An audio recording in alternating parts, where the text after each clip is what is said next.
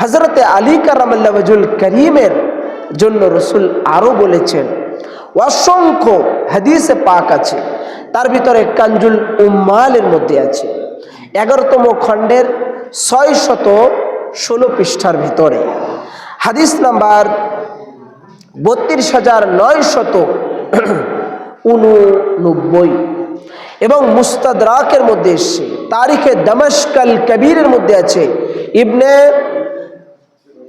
হিব্বানের মধ্যে আছে, কয়েকটা কিতাবের মধ্যে আছে। বলছেন, ইন্নাল্লাহ সাল্লাতু আলাইয়া ওয়া আলা আলাইকিন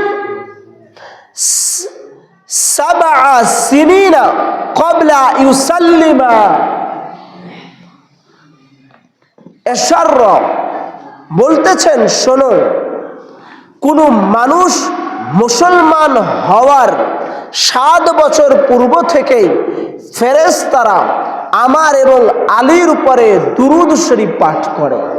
তার মানে আমি এবং আলী, আমাদের দুজনের উপরে, আলী যখন ছোট, আলী যখন শিশু, আলী যখন মাসুম, আলী যখন বাচ্চা, তখনই ফেরেশতারা আলীর উপরে দুরূদ শরীফ পাঠ করত।